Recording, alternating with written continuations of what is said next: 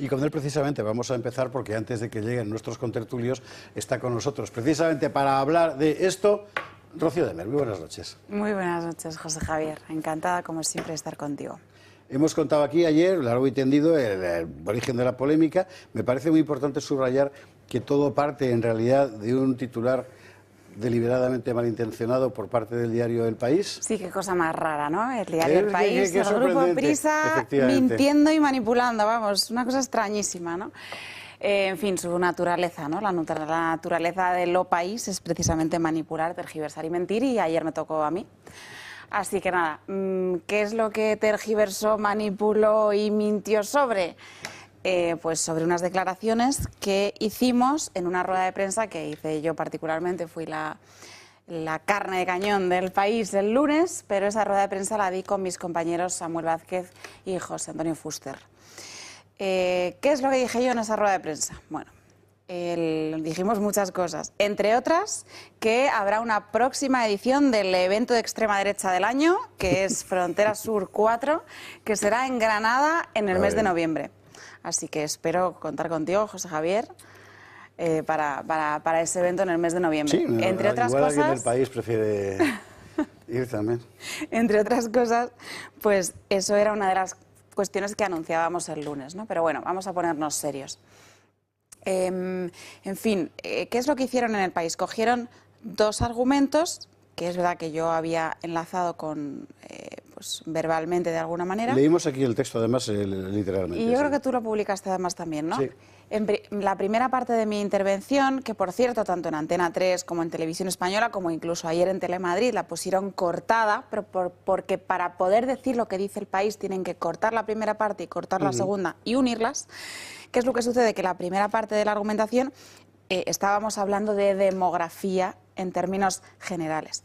En concreto, argumentando que una de las cuestiones pues más importantes en torno a la situación que está viviendo ahora mismo España y el resto de Europa es precisamente la magnitud del fenómeno migratorio, la masividad. Entonces, la primera parte del argumento era: nos han contado que vienen 4 refugiados que huyen de una guerra. Pues mire usted, no son 4 ni vienen de ninguna guerra. Es más, según el INE, yo no di cifras concretas, di cifras al vuelo. A lo mejor me equivoqué en eso también. Según el INE, en España hay 9.379.000 extranjeros. Ya he mirado la cifra, yo dije 8 millones. Bueno, pero esa fue la primera parte del argumento. La masividad del fenómeno, la magnitud del fenómeno que estamos viviendo, lo que lo convierte en un fenómeno sin precedentes. Y a continuación fue la respuesta a una de las preguntas que hacían. Bueno, ¿cuál es una de las soluciones para el fenómeno que está viviendo ahora mismo España? Bueno, pues una de las soluciones, evidentemente, es las deportaciones masivas. ¿Las deportaciones masivas de esas 8 millones de personas o 9? No, las deportaciones masivas de mucha gente sí, pero ¿de quién? ¿De cuántos? No lo sabemos, porque las cifras no las tenemos nosotros, las cifras las tiene el Gobierno. El Gobierno sabe quiénes son. Tampoco lo los sabe, que al parecer, porque han entrado ilegalmente en nuestro país. No, pero no lo saben. O no lo saben, ni siquiera o ni lo siquiera tenían lo registrado, saben. claro. ¿Qué sabe de ti el Gobierno, José Javier? Ah, todo, absolutamente. Todo. Sí. Y de mí, ¿no? De ti más. Al menos, como mínimo, nuestro DNI, que nos lo piden para todo, ¿no? Para cualquier acto administrativo. Bueno, pues es que han llegado millones de personas de las que no tenemos ni lo mínimo. No sabemos ni sus antecedentes penales, no tenemos el más mínimo control sobre esas personas. Entonces, como mínimo, vamos a querer deportar en primer lugar los que han entrado irregularmente sin ningún tipo de control. No sabemos quiénes son, no sabemos cuáles son sus antecedentes penales, no sabemos qué intenciones traen. En segundo lugar, aquellos que sean legales o ilegales no se adaptan a nuestros usos y costumbres de manera pues evidente o flagrante. En tercer lugar, pues aquellas personas que han protagonizado escenarios de inseguridad o delincuencia en nuestras calles, en nuestras plazas, etcétera. Y bueno, en el caso de los menores, evidentemente los menores extranjeros no acompañados, la opción más humana de todas, aunque se quiera decir lo contrario, es que vuelvan con sus padres. Vamos por a partes. sus patrias, Vamos por a sus países. Adaptarse a nuestros usos y costumbres. Hay lugares de España donde es francamente difícil adaptarse a las costumbres locales, incluso para mí. Pero vamos a ponerle nombres y apellidos a las cosas. Estamos hablando de prácticas como, por ejemplo, los matrimonios forzados infantiles. Un señor en las calles de Salt que considera que su señora tiene que caminar 5 pasos por detrás. Pues oiga usted, eso en España no se hace. Eso en España no sucede. Mutilación genital femenina, eso en España no sucede. Eso en España es un delito. Usted tiene que irse a su país. Un señor que se casa con una niña y dice que es su sobrina. Ese señor tiene que tener al día siguiente el pie fuera de España. Hay que expulsarlo inmediatamente. Un señor que no se adapta a nuestros usos y costumbres. Aquí, pues las cosas son de otra manera, nuestra historia es otra, nuestra identidad es otra, que es en definitiva lo que todos estos progres no entienden, incluso ridiculizan. La identidad no es nada para ellos.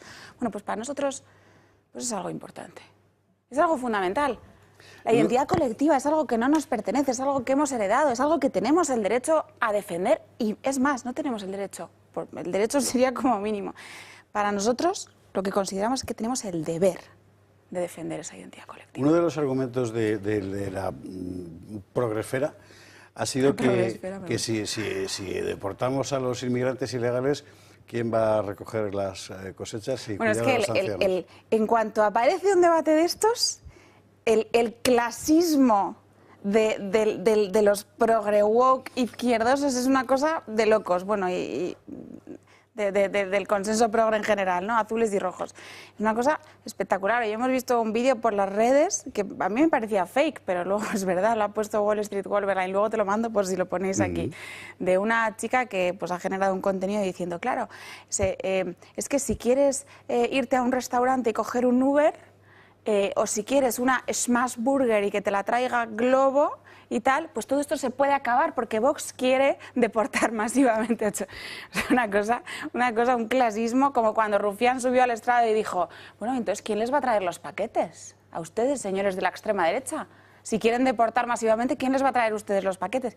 Y lo que hacen es precisamente confesar que ellos en realidad están encabezando una operación a las órdenes de unos poderes económicos internacionales, que no solo tienen un objetivo, que por un lado es diluir esas identidades, diluir esas naciones, sino que también tienen otro objetivo, pues que es ese lucro de... A propósito de esto, el otro día llamó mucho la atención unas declaraciones que luego fueron rápidamente silenciadas, me imagino que porque se le vio particularmente el plumero de un alto responsable de la COE en las Islas Canarias que explicaba lo buenísima que ha sido la inmigración masiva para la economía canaria. Es que en todas las mesas de todos los progres que te hablan de multiculturalismo y de fronteras abiertas hay siempre una mesa económica, siempre.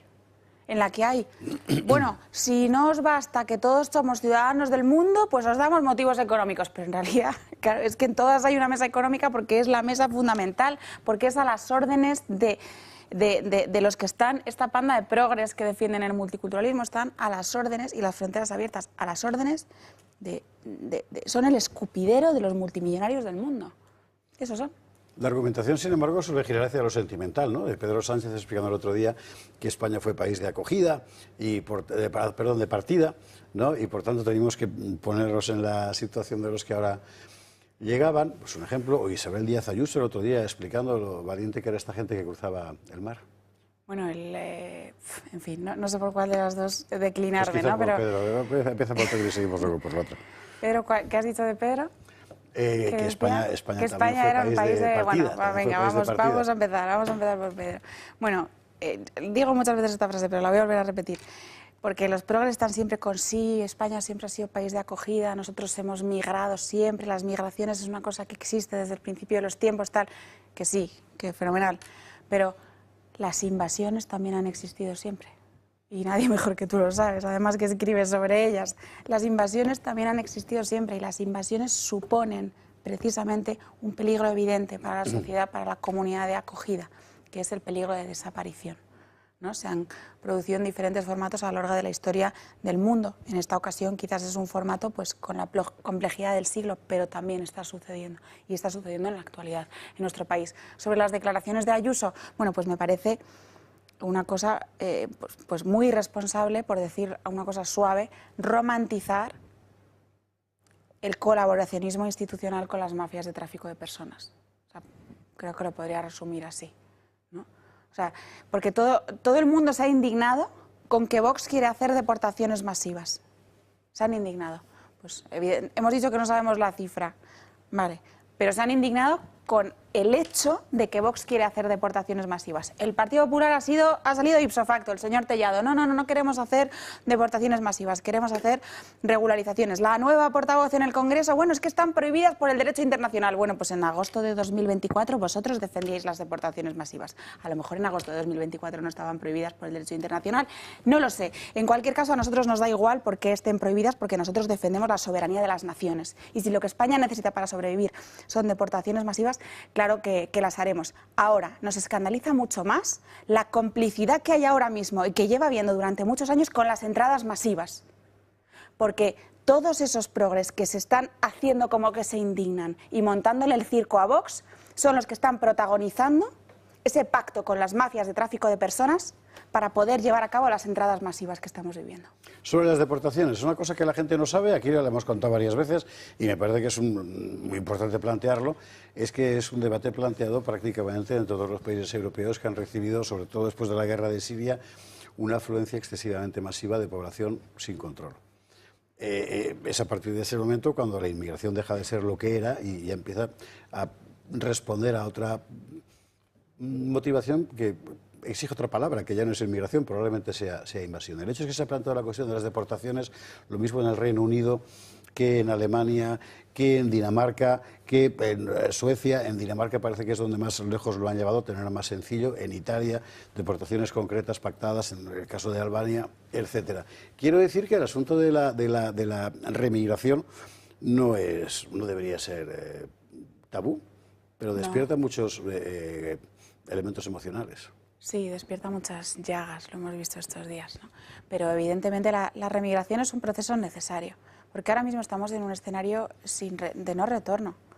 O sea, yo creo que cualquiera que mire las cifras con un poco de honestidad intelectual se da cuenta de que estamos en una especie de cruce de caminos de la historia en la que probablemente es un momento civilizacional importante. Y en este momento solo hay dos soluciones. La primera sería el continuismo, que es la solución del bipartidismo, que es la solución de continuar colaborando con las entradas masivas, y las regularizaciones, que es el camino en el que están pues toda la progresfera, incluyendo al Partido Popular, o el camino de la remigración, que es el camino de intentar darle la vuelta, de intentar revertir todo aquello que se ha hecho mal. Por un lado, con un control de fronteras que no se ha hecho en el pasado, pero establecer un control de fronteras serio y al mismo tiempo encaminar un proceso de remigración que consiste precisamente en devolver a todas estas personas que o no se adaptan, o nos odian, o protagonizan inseguridad en nuestras calles, o deberían estar con sus padres, o pues, todas estas situaciones, ¿no?, que al final desestabilizan profundamente nuestra sociedad, en lo económico, en lo cultural, en lo social, etcétera, ¿no? Todo ello sin hablar de que el primer camino conlleva una industria multimillonaria de las fronteras abiertas, que lo hemos visto, por ejemplo, en los últimos días, en el caso del CETI, que lo llamamos CETI, el CETI de Alcalá de Henares, pero es un cuartel, es un acuartelamiento de la Brigada Paracaidista. De la Brigada Paracaidista, el acuartelamiento Primo de Rivera, y ahora destinado a... Han pasado por ahí 12.000 inmigrantes que han entrado irregularmente en nuestras fronteras y que no sabemos dónde están, porque ahora mismo hay 1.800, porque van rotando, pero los que van saliendo no sabemos dónde van. Y el gasto que supone esa macroindustria de las fronteras abiertas que se hace algún día, después de lo de Koldo, de lo de Sánchez, del número 1 tal, saldrá la gran corrupción de la industria de las fronteras abiertas, que son todos esos macrocontratos con las ONGs, con tal, que se llevan un dineral y que, además, pues con todo ese dinero, que es dinero público, que es dinero de los españoles, se hace un trato más favorable que a los españoles que lo necesitan. Hoy hemos aprendido en la sesión de las Cortes, por ejemplo, que una plaza de inmigrante, cualquiera de estos centros, poner un ejemplo, en eso estaba pensando, le cuesta más a los españoles que una plaza de anciano, una residencia pública. Más por ejemplo, también el menú. Que un soldado. Ha salido por ahí, creo que lo ha puesto Absolutexe, Israel Cabrera. El menú, la contrata, el documento no es que el que se ve, la contrata del menú del acuartelamiento Primo de Rivera, ahora CETI, masivo, de 25 euros al día el menú de estas personas. Que sí, que estupendo, pero que es que nuestros ancianos no sé si eran 7 euros al día o 7 euros al día es el de las fuerzas y cuerpos de seguridad del Estado o el de las Fuerzas Armadas. Pero que es que las comparaciones son odiosas. O la plaza, por ejemplo, la plaza de un Mena en Andalucía, que se gasta el señor Juanma Moreno Bonilla 9.000 euros al mes en una plaza de un... Esto es interesante porque evidentemente esos 9.000 euros no van a parar al Mena en cuestión. Claro. Hay uno o más intermediarios. Industria de las fronteras abiertas, pues ahí están. Toda ACCEM, CEPAIM, Movimiento por la Paz, Cruz Roja, bueno, y a lo mejor me demandan después de decir esto.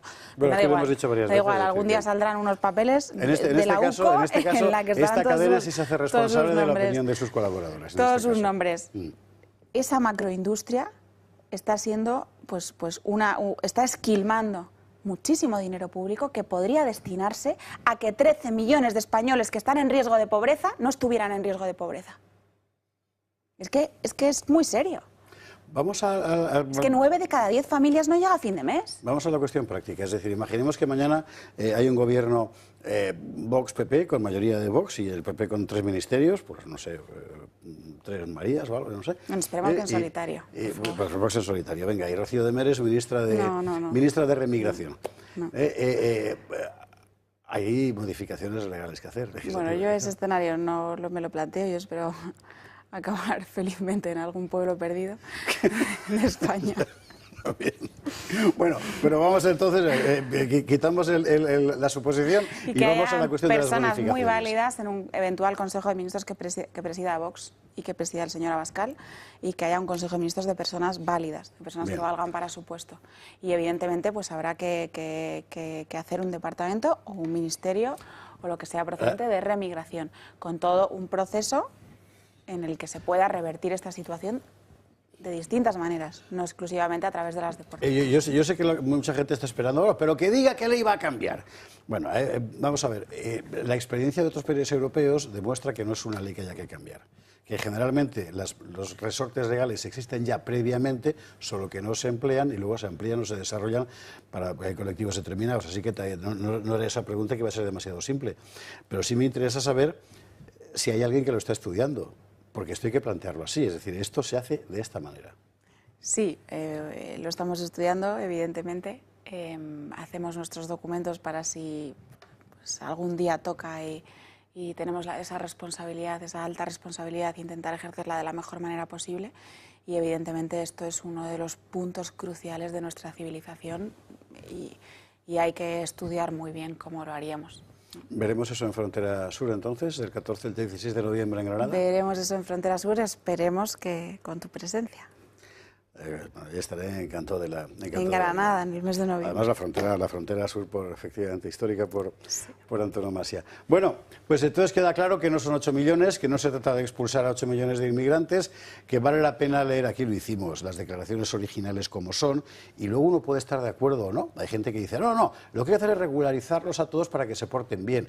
Bueno, es una opción, pero en todo caso lo que conviene es dejar claras las cosas. En realidad estamos ante una operación que me imagino que la función fundamental es, ahora mismo que la intención de voto de la izquierda y sus socios apandadores está tan alicaída, alimentar el fantasma de es que como venga la ultraderecha, la única forma es seguir votando a Pedro Sánchez, aunque sea tal, supongo que ese es el objetivo, ¿no? El fantasma, las estrategias y esas cosas son una cosa de locos, ¿no? Nosotros es que somos un poco más sencillos que todo eso, ¿no? Pues mira, pues decimos la verdad no gusta, pero es la verdad.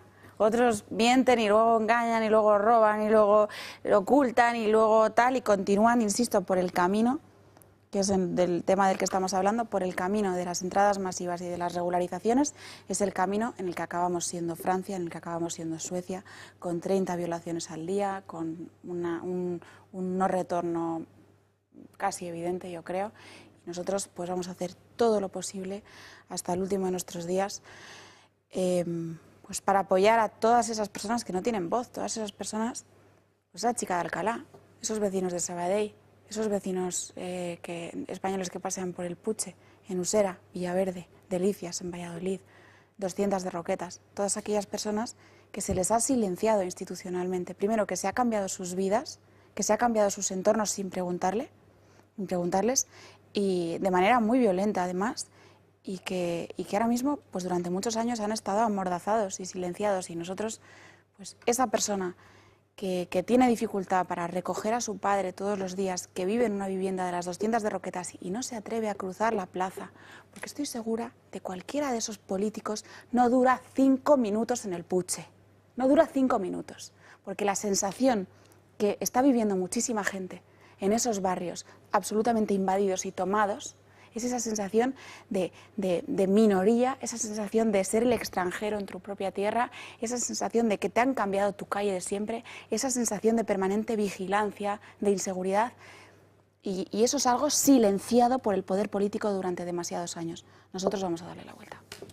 Rocío Demer, muchísimas gracias por estar esta noche con nosotros para aclarar este asunto, como regalo por haber venido después de una agotadora jornada en las Cortes. La versión novela gráfica de La gran aventura del Reino de Asturias, que por otra parte esto para los niños, guarda bastante coherencia, para niños y mayores, guarda bastante coherencia con lo que hemos estado hablando después de... Qué maravilla, muchas gracias. Gracias, José Javier. Nos vamos a la...